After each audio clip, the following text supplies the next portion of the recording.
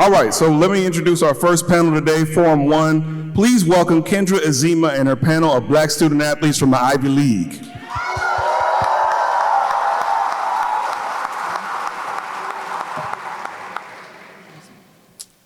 All right, so let's just get started. Good morning, everyone. Thanks so much for the introduction. Let's start out by introducing ourselves. My name is Kendra Azima. I go to Brown University. I'm a junior studying computer security and international security. And so if y'all know about anything related to cybersecurity relations, cyber norms, let me know. I could talk your ear off. And I'm on the track and field team. I don't know anything about that, but I'm Sydney Moore. I'm a rising senior on the Cornell women's volleyball team, co-president of Women of Color Athletics, and I'm studying psychology and neuroscience.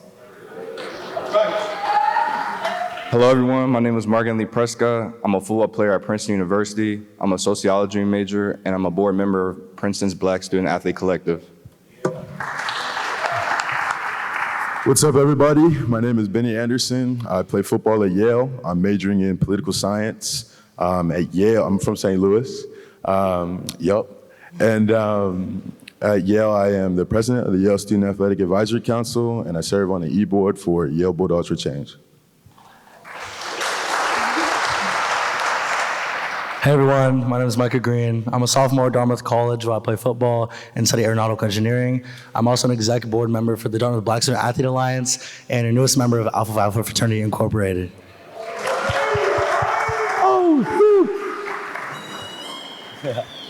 Hi everyone, my name is Autumn Leak. I'm a recent graduate of the University of Pennsylvania, majoring in political science, and I am an outside hitter on the volleyball team, and I'm also the former president of Black Student Athletes at Penn.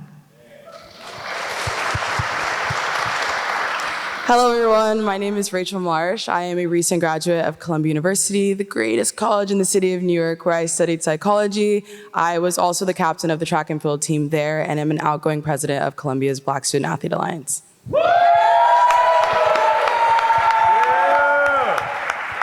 All right, now that we're all acquainted, we just have a few questions. Raise your hand if these apply to you regarding your relationship with you and your institution. Question number 1. Raise your hand if you play a sport for your college or university. There's a lot of hands up there, it's cool. Now keep your hands raised if you attend a predominantly white institution. Keep them up, keep them up. Out of those who are remaining, raise your hand, keep them up if you have experienced imposter syndrome. Yeah. And if your hand is still up, keep them up if your institution makes a genuine effort to combat Black athletic issues. All right. Those whose hands are still up represent a subset of athletes that can connect with the Black athlete at the Ivy experience. Even, the Ivy League is just the name of the league itself. If Harvard, for example, were to cut all of their athletic programs, they technically can't say that they're in the Ivy League anymore. It's meaning that athletics is the heart of the Ivy League. We are what makes the Ivy League. And so with that being said, even though we might seem as if we're well off, there is still progress to be made. And it is imperative for us to acknowledge these, to tackle larger Black issues concerning equal access and support, academics, and athletics. And these are the topics we're going to talk about today. The reality of attending an Ivy League is complex. There are aspects that conform to stereotypes and those that don't. We decided to take a closer look into statistics behind the Ivy League experience, aiming to identify our strengths as student leaders and the challenges that the next generation of leaders will have to face. We had to look no further than in the research of Dr. Sean Harper, professor and executive director of the Center for Study of Race and Equity in Education at the University of Pennsylvania. Dr. Harper's research focused primarily on Black male student athletes in the Power 5 conferences, revealing a noteworthy statistic for the year 2014 to 2015.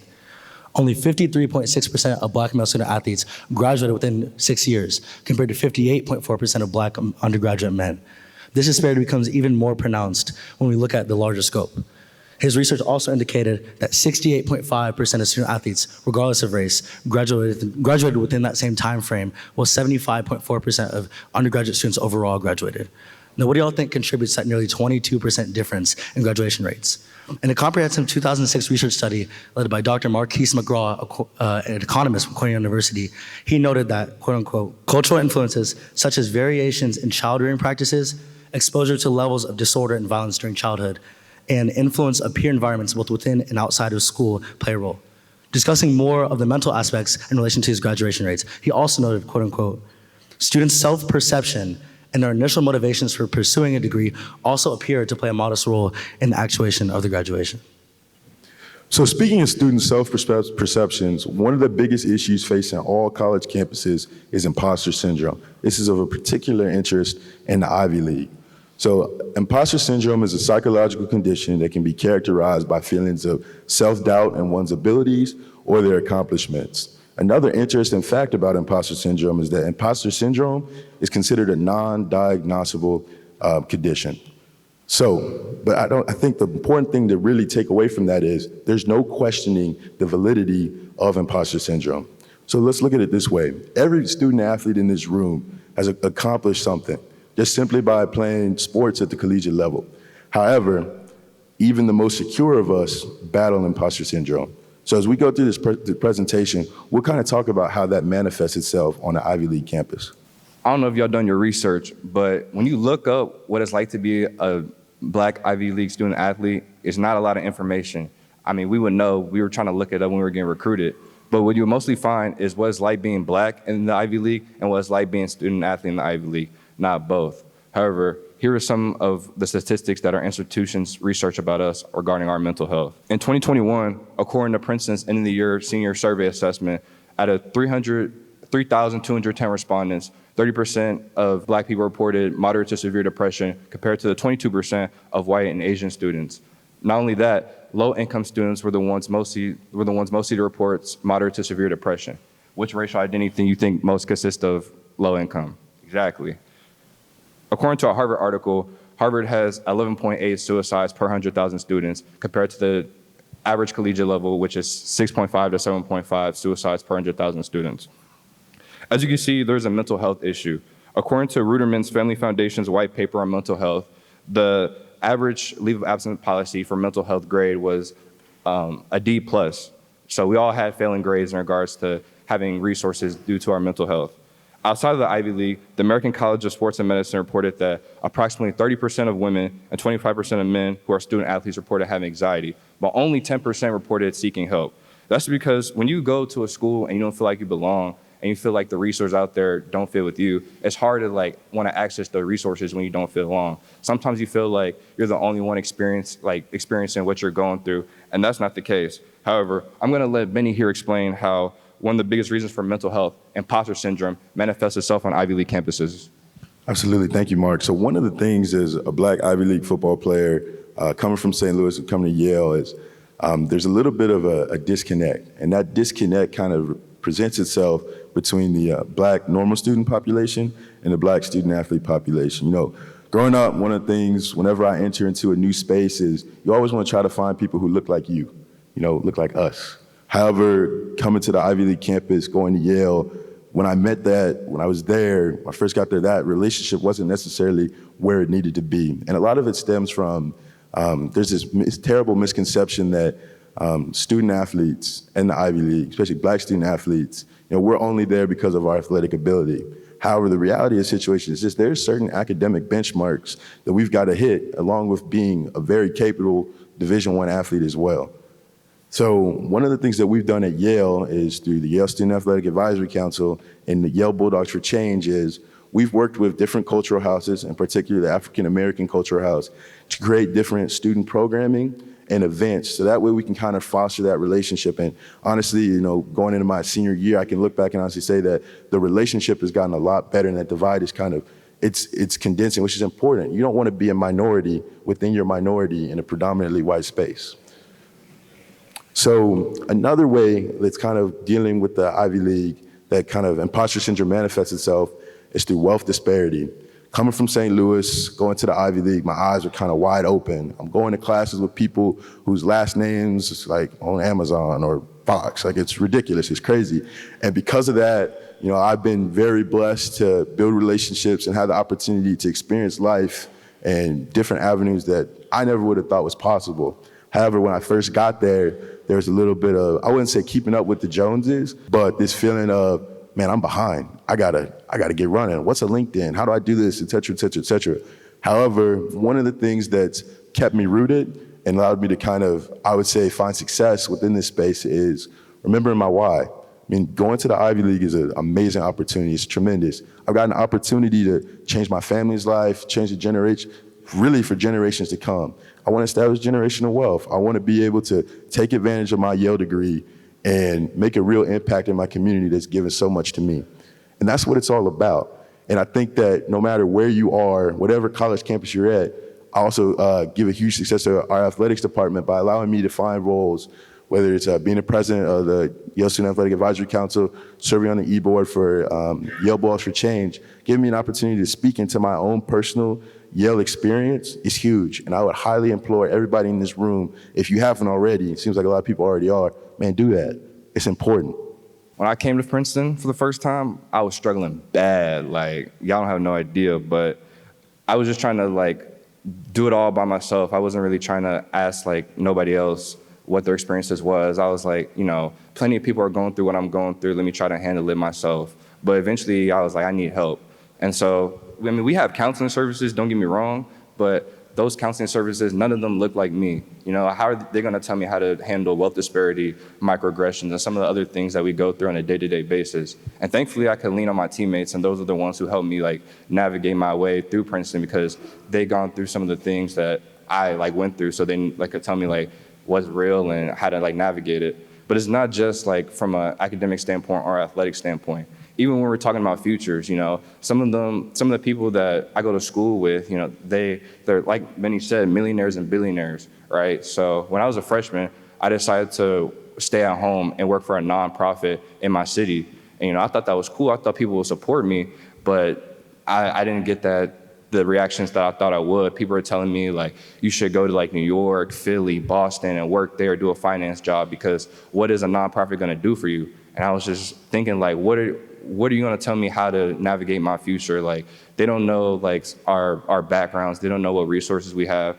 And I kind of struggled at the beginning because I just thought I was the only one going through these kind of scenarios, but I eventually learned that you just gotta do what's best for you and not worry about other people. And when I was talking to the people that really matter to me, those are the ones supporting me. So just doing what's best for you and being happy with the decisions you make are some of the lessons I learned, and they helped me get to here, so. That's all I have to say about that. While all the schools in the Ivy League have some kind of resource for students of color, access is limited, especially for busy student athletes. As a result, student athletes in the Ivy League have played a pivotal role in building a supportive network of peers through affinity groups, such as Cornell's Women of Color Athletics, Dartmouth's Black Student Athlete Association, and Brown's Alliance for Multicultural Athletes. These affinity groups fill the gap while building a sense of belonging in a community of people who understand the intersectionality of being a Black athlete. As a result, leaders of the groups have worked with administration to fund their initiatives and to bridge the gap between students and non-student athletes. While specific goals may vary, the mission of these groups remains consistent across the league: to support, empower, and advocate for student athletes. And because most of these groups started in or around 2020, the murders of George Floyd and Breonna Taylor were a changing point for Black student athletes across the league. At Princeton, our only Black affinity group, which is BSA, which stands for Black Student Athlete Collective, it was officially recognized by the institution in 2021. Since then, we've hired a Black athletic director, and in 2023, we hired an assistant director in diversity, equity, and inclusion. Prior to those two hirings, our organization was very, like, we were struggling bad because we just struggled with like guidance, and like we were talking to the faculty and we were having problems with communicating on what we need versus what was possible. However, in 2023, we have a new student board due to the old student board graduating. And some of the goals that we had would be expand the program across campus, make it known that there's a place for Black student athletes to come together, share their experiences, and have a place to support each other. Yeah, Dartmouth's Black Student Affinity Group was created in 2020, like Cindy said, out of like social justice. So it was created by 3 seniors who wanted to spread social justice within and beyond the campus, as well as provide a safe space for Black student athletes suffering from the deaths amplified by the Black Lives Matter movement. Since its beginning, it has won an award from the Ivy League and received attention from Dr. Martin Luther King III for its commitment to social justice. But more importantly, as it has promoted professional development opportunities such as free resume and salary negotiation workshops, free headshots, as well as provided a space for philanthropy and mentorship, whether it's first first years transitioning easier into college, or whether it's recent alumni trying to interact with the current student body? So similar to the examples of Mark and Micah, BSAP, or Black Student Athletes at Penn, was also created in 2021, and it was in response to the Black Lives Matter protests in 2020. So we have a board of about like 12 other student athletes, and our mission is to foster a safe and inclusive space for Black student athletes at Penn. Since our organization is relatively new, we struggled to get funding for certain events, but to remedy that problem, we have made an annual budget for the following years. But with limited resources, we've been able to like host social events, cookouts, alumni panels, study sessions. We've done collaborations with other Penn clubs and even other universities. And in the future, our goal is to basically expand our outreach, host more events, and create a closer knit community amongst the Black student athletes at Penn. So as we can see from these examples of student athletes coming together to build, communities on their college campuses, I think we're really starting to dig deeper in what it really means to be a student athlete. When non-student athletes or non-athletes in general think about the student athlete experience, they often overstate the hard work, dedication, blood, sweat, and tears that go into being an athlete, which is all true. But I think what we're learning is that, what becomes more important to the student athlete is being able to be touched by your community and then also being able to give back to that same community. And so as student athletes, we have a very unique opportunity to touch the university in various capacities. We can demand policy change for the greater university experience, talk with, athletic admin and other administrators to make sure that athletically we're getting the resources that we need. But just using all of our abilities and our reach as athletes and as students and the leadership roles that we have to just come together and make sure that we're promoting a better experience, not just as students, but as student athletes, and moreover as like Black students in these PWI universities. Shoot, talking about policy change, I think one change we need to make is getting Ivy football into the FCS playoffs. Yeah, Micah, you make a fantastic point. And as an Ivy League champion myself, which means I beat every school that's represented on this panel today, it's important. One of the things that I value about going to the Ivy League is the student aspect. Of course, great education, great opportunities afterwards. But at the end of the day, I'm a Division I athlete. And so we won the Ivy League championship outright. I feel like we deserve the opportunity to be able to play at the national stage. And that's really important. I mean, we've got the athletes, we've got the ability to do it, and it really sucks because every other sport essentially gets the opportunity to compete at postseason play except for football. And me, Mike, and Benny, just because we go to Ivy League schools, we're still trying to make it to the NFL. And the fact that we can't go to the playoffs, that's 5 games potentially that we're missing, where we're not be able to compete on the national stage. We don't have 5 games of game film. And just having that stage presence and competing against the best athletes, once you get to that playoff level, it just, it hurts our chance at the NFL. So it's something that, we got to talk about, the Ivy League has to talk about, but yeah. Yeah, so I think generally when people think about the Ivy League, it's no secret that our athletic pursuits are often overshadowed by the academic rigors of our institution. But as these two were just saying, the Ivy League is becoming more competitive. We're getting faster, stronger, and we're competing at levels that are, leaps and bounds, in regard to what other universities are doing. And I think what we're noticing there is that, we're starting to mirror some of these other institutions athletically, not just academically. However, one way that the Ivy League does sort of place limitations on student athletes comes with regulations on name, image, and likeness policies. And so in that regard, a lot of ways that student athletes are limited is not having full control over what brands you're able to take and how you're able to use your social media, which inherently depletes your experience in not being able to make money. So this is just one example, one small way that the Ivy League does kind of hinder what student athletes are able to do within the Ivy League. Obviously something we're trying to change, but just to bring that to attention, like we are competing at the same level and we want those same opportunities, whether it's name, image, and likeness or competitive opportunities as well. Yeah, I think Rachel brings up a great point. Ivy athletics is becoming a lot more competitive, and it can be seen when looking at the top rankings in sports such as rugby, lacrosse, and wrestling. Let's start with women's rugby. In 2022, the Ivy League had not 1, not 2, but 3 teams in the top 5 in women's rugby. And their support throughout these years has solidified their positions as powerhouses in the sport. Similar to success is wrestling. 3 Ivy individuals managed to win their respective weight classes out of 10 this year, and while Princeton and Cornell managed to make the top 15. In addition, all all Ivy men's lacrosse teams, all 7 of them managed to make top 50 positions in the NCAA this year, while 4 men's and women's teams combined were managed to make the play-in tournament. This shows that being in the Ivy League does bring you national attention and competition, even if people don't really associate bigger sports with the conference. He said bigger sports, but he's not talking about how Princeton's both men and women's team made it to March Madness. So he hating.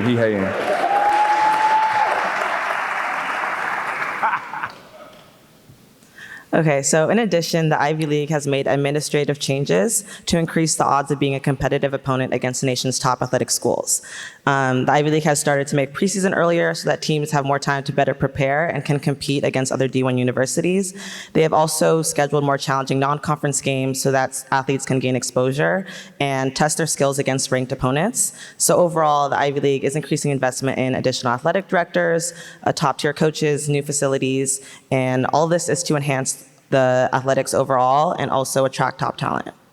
I completely agree with you, on the aspect of being competitive. Example of a school that needs to be more competitive could be, found at Yale, that track and field team at championship, they scored, men and women's combined, scored 35 points or something like that. I don't know, it was just crazy. Those are crazy numbers. All right. Hold up. Proves that there needs to Get your be comeback, man. Get your comeback. Okay. Hey, I'm not about to let you just get that one off. Okay. So I got one question, Kendra. Mm-hmm. One question. All right. So Yale track and field, want to come up, rebuild, et cetera. It's a process. But I will say this, Kendra, how many championship rings you got?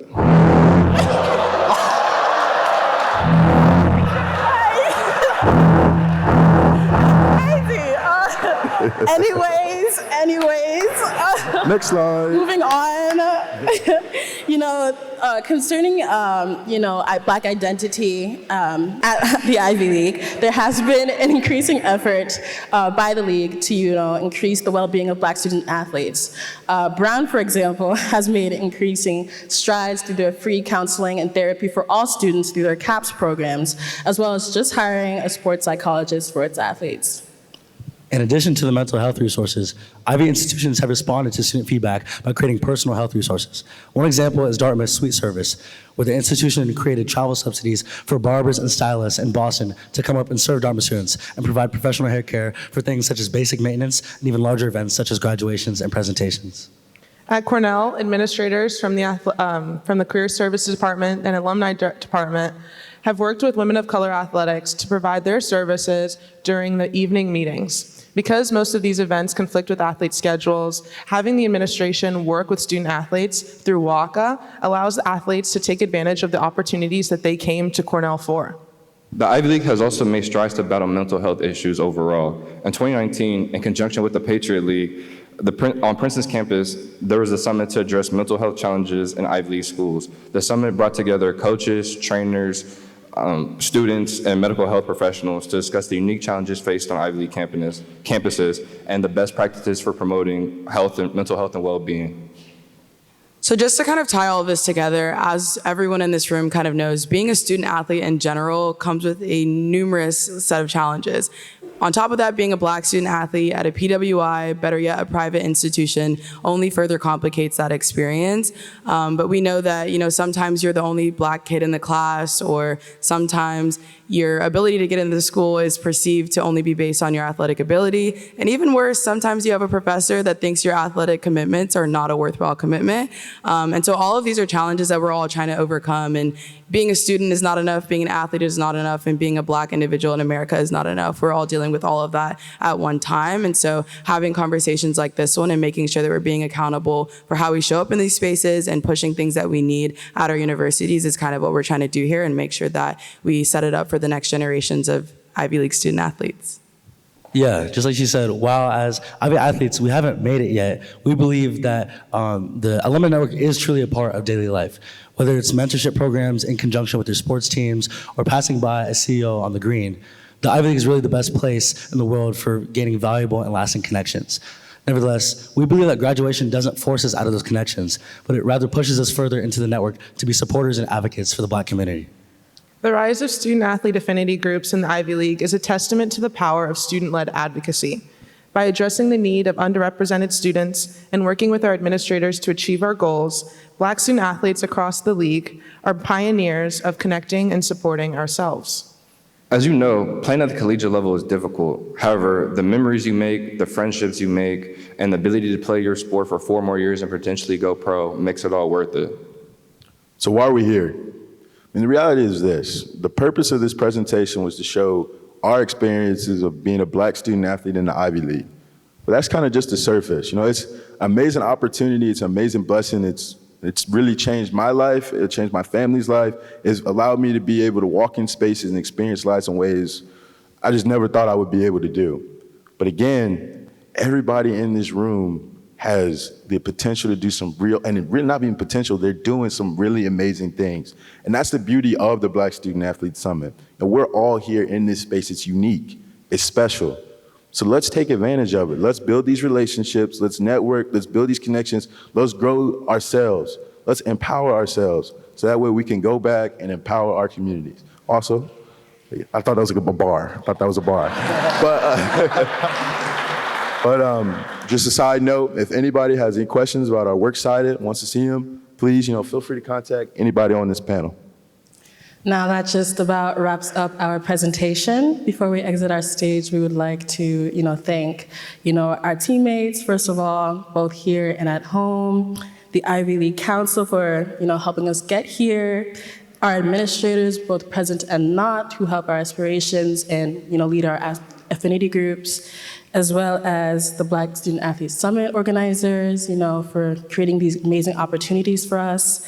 Of course, everyone standing here on stage, nice job, y'all did great. Y'all are really showing your dedication to your sport and your institution. But most important of all, we would like to thank all of us here. We have proven that we're not just athletes, but agents of change. Capable,